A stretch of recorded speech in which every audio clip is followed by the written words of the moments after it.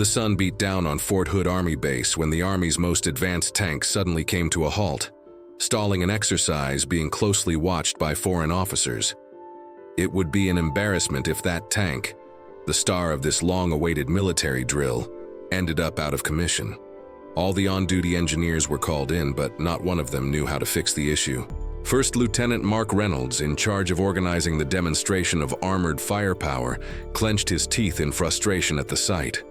But just a few yards away, a 76-year-old man walked slowly toward the scene, carrying nothing but a worn-out toolbox.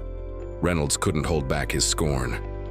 "This is one of the most advanced Abrams tanks, not some old farm tractor. Go back where you came from, sir. Don't waste our time. Leave, Grandpa. You're nobody here."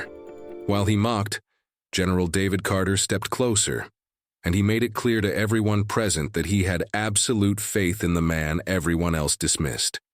He knew that for John Foster, fixing tanks was as natural as breathing. General Carter stopped just a few steps from First Lieutenant Reynolds, his eyes locked onto the young officer with an intensity that seemed to cut through the hot Texas air. The rumble of the other tanks in the distance gradually faded, as if the entire base could sense the tension building. Reynolds felt the weight of that stare.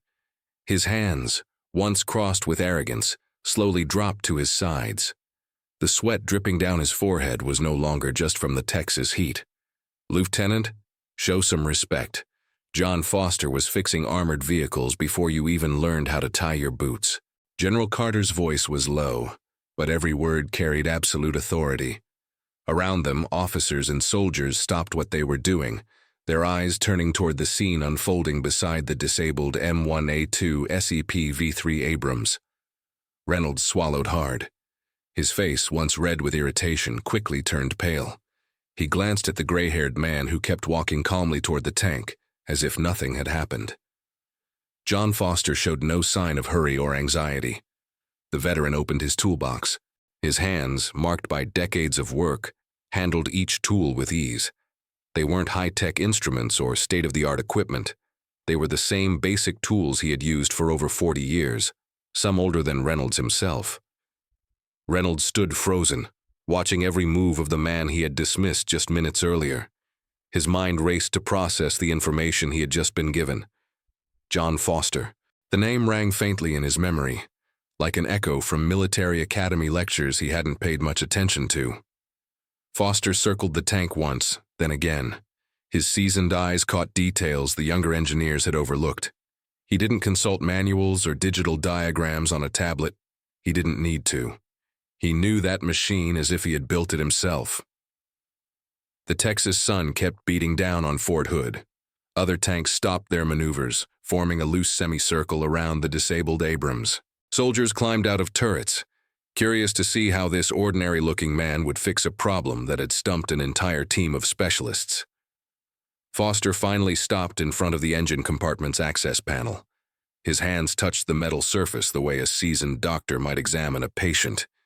He tilted his head, listening to something the others couldn't hear, or maybe something they simply didn't know how to interpret. Reynolds took a step forward, trying to get a better look at what the veteran was doing. His curiosity was starting to outweigh his wounded pride. Carter watched as well, quietly satisfied. He knew he had made the right call by bringing Foster in. Foster opened the first access panel. His fingers moved over the inner components with the ease of a pianist playing a familiar tune. There was no hesitation in his movements. Every action was deliberate, the product of decades of accumulated experience. The engineers who had failed earlier drifted closer, forming a small group of onlookers. Their expressions mixed professional curiosity with a touch of embarrassment. They all held engineering degrees, advanced technical certifications, years of training on modern equipment. Yet here was a 76-year-old man with old tools, doing what they couldn't. Reynolds noticed the respectful silence settling around them. Even the foreign officers, who had first grown impatient with the delay, now watched with genuine interest.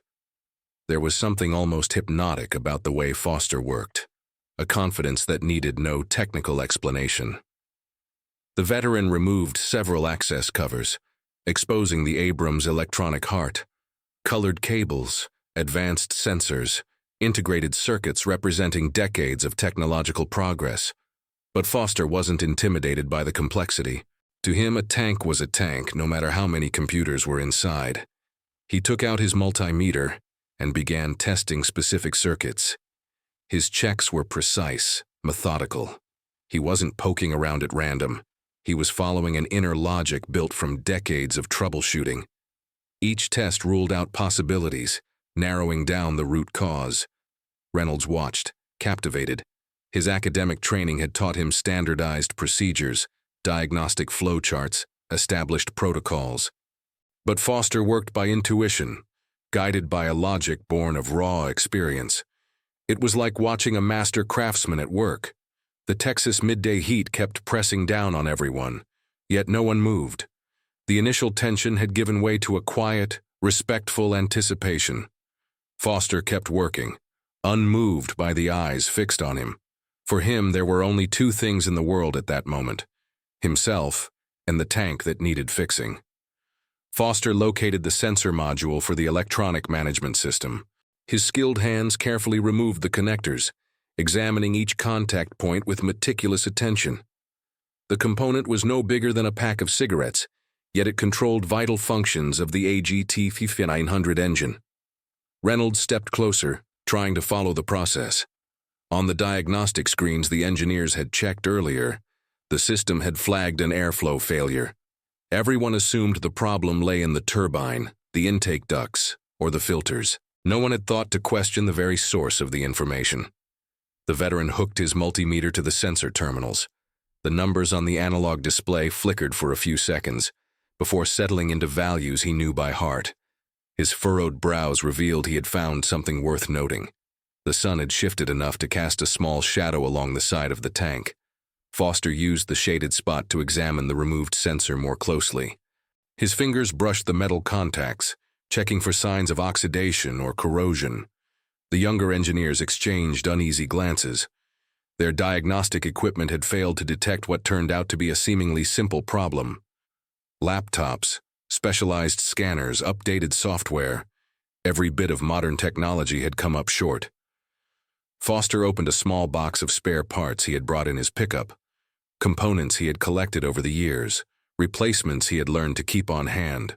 They weren't official military stock items, but they always worked when needed.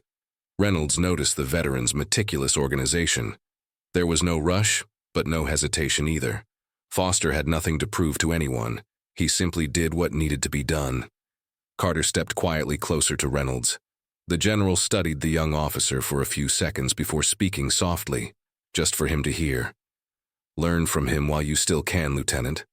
Reynolds nodded silently. His initial arrogance had completely evaporated, replaced by genuine curiosity. He was beginning to understand just how much he had missed by underestimating the veteran. Foster tested the replacement sensor before installing it. His hands, though weathered by age, were steady and precise, checking each connection with care. There was no room for error, not with dozens of eyes on him. The soldiers manning the other tanks stayed in position, but all of them were watching the repair unfold. Word about the old tank man was already spreading through the ranks. Stories of Foster and his legendary feats in armored maintenance were starting to resurface. Reynolds watched in awe as Foster worked without asking for help, without consulting computers or any outside source. The knowledge was inside him, turned into instinct by repetition and experience.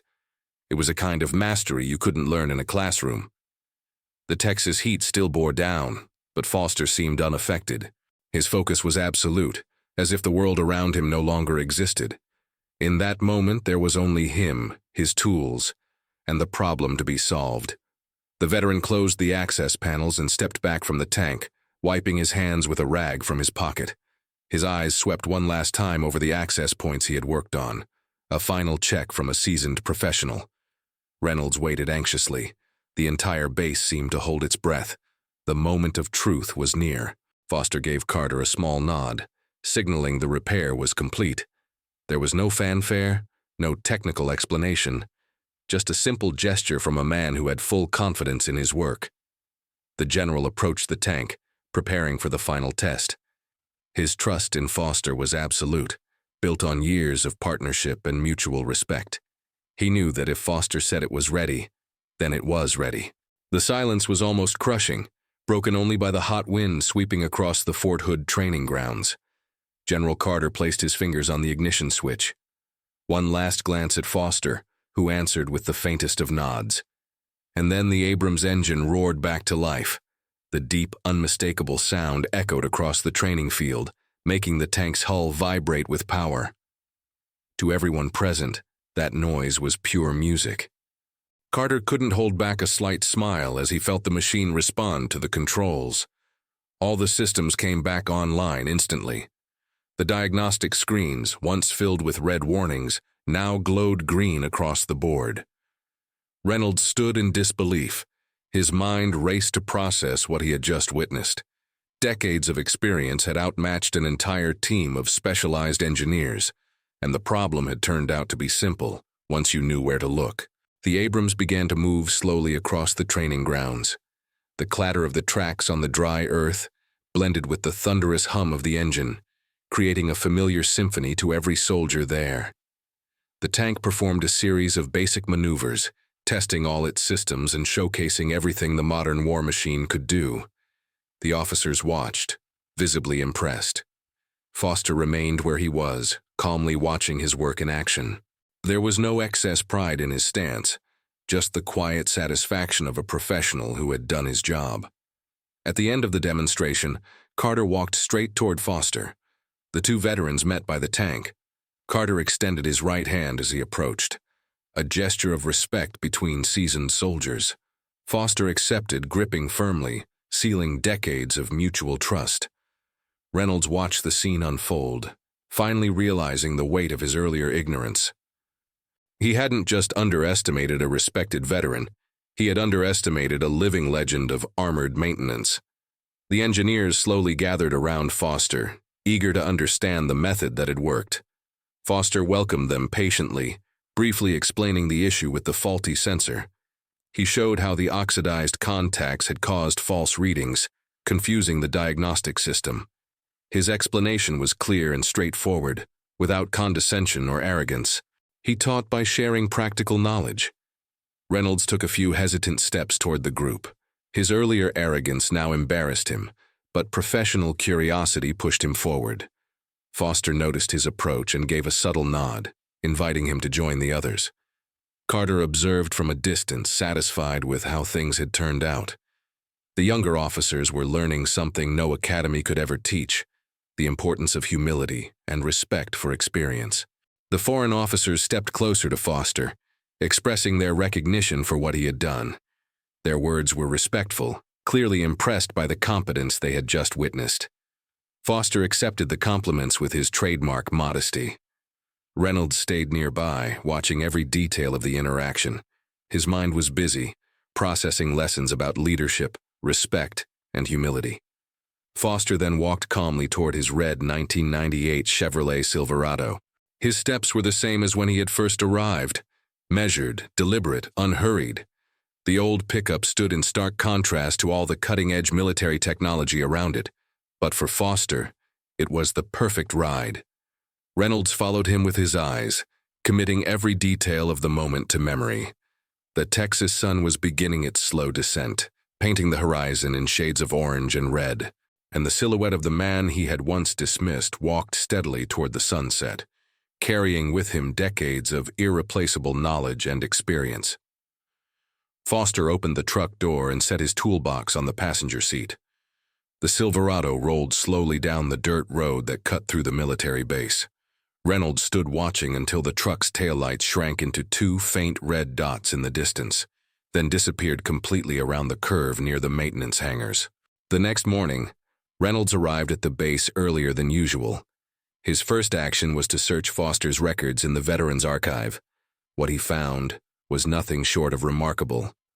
40 years of service, responsible for the introduction and upkeep of the first Abrams tanks. Dozens of commendations for exceptional service. Each page revealed stories of competence and dedication. Foster had trained hundreds of mechanics, developed procedures still in use decades later. He was a living legend, one Reynolds had almost dismissed out of arrogance. The young lieutenant made a decision that would shape his career. He went to Carter and requested permission to establish a mentorship program pairing seasoned veterans with young officers. His proposal was simple: connect decades of practical knowledge with the energy and technology of the new generation. Carter smiled as he heard the idea. It was exactly the kind of initiative he hoped to see from an officer who had learned true lessons in leadership. He approved the program immediately, suggesting that Foster should be the first invited mentor. Weeks later, Foster returned to Fort Hood.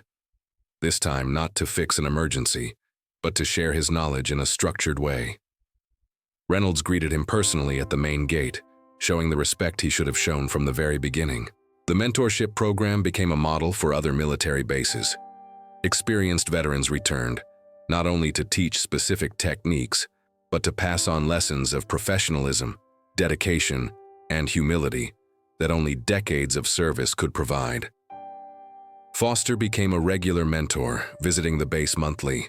His sessions were always full, young officers and mid-career veterans alike eager to learn from him. He taught not only about tanks, but about military life and fundamental values. Reynolds attended every session, learning continuously. Foster had become more than just a technical mentor. He was a living example of how true competence is shown through actions, not words. Humility combined with deep knowledge created genuine respect. John Foster had proven that honor and respect are not determined by rank, but earned through demonstrated skill, the willingness to share knowledge, and genuine humility. If you enjoyed this story, click the like button and subscribe to the channel so you don't miss the next.